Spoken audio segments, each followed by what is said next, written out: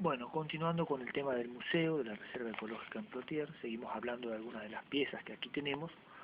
Vamos a comenzar con las piezas más antiguas.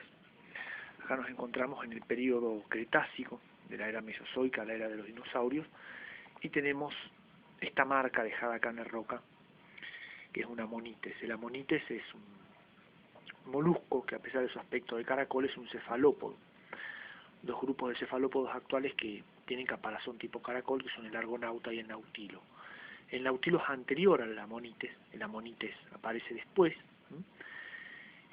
Sobrevive a la gran extinción del Pérmico, donde se extinguen el 90% de los animales del planeta, pero paulatinamente se extingue en la segunda gran extinción, que es la del Cretácico, que no es una extinción tan masiva, pero que se caracteriza por la lenta desaparición de los dinosaurios, que desaparecieron hace 65 millones de años solamente en el hemisferio norte, y mucho antes habían desaparecido unos 80 millones de años acá en el sur, sobre todo en la Patagonia, ya no se registran.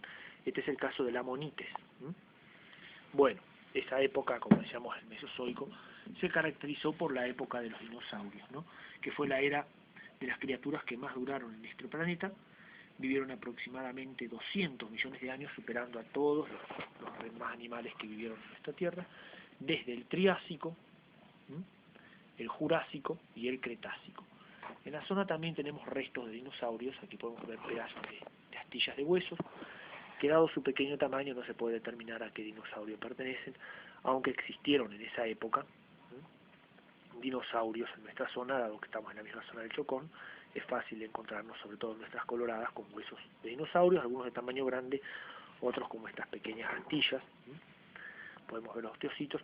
Una forma de diferenciar el hueso de dinosaurio de una piedra caliza es que, bueno, aparte de los osteocitos que están petrificados, los huesos, sean de dinosaurio o de cualquier otro animal, se pegan en la lengua cuando uno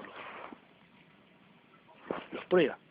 Eso no ocurre con una piedra caliza. Acá podemos ver una piedra caliza, el color es un poco distinto, pero el aspecto es bastante parecido al de los huesos de dinosaurio que están al lado. Pero uno pasa la lengua y se siente gusto a yeso y no se pega.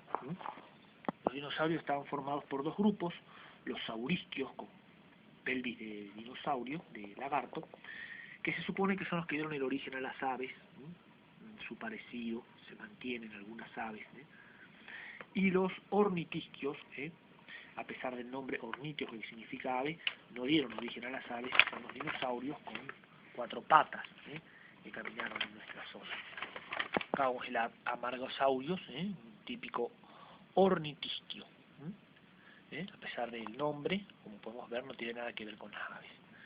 En la misma época existieron otros reptiles como los pterodáctilos, que no eran dinosaurios, pero eran arcosaurios, al igual que los cocodrilos actuales y las aves, y que desaparecieron en la misma época que los dinosaurios, a finales del Cretácico. De hecho, ya iban siendo reemplazados de a poco por las primeras aves. Siguiendo con el tema, tenemos otras rocas que se encuentran en la zona. Es el ámbar. El ámbar es resina fosilizada, o sea, es una roca de origen orgánico, en cuyo interior se pueden encontrar algunos fósiles. Es la resina de las coníferas como la araucaria que se petrificó. El ámbar es utilizado para realizar distintas artesanías, como por ejemplo este loro de ámbar verde que vemos aquí.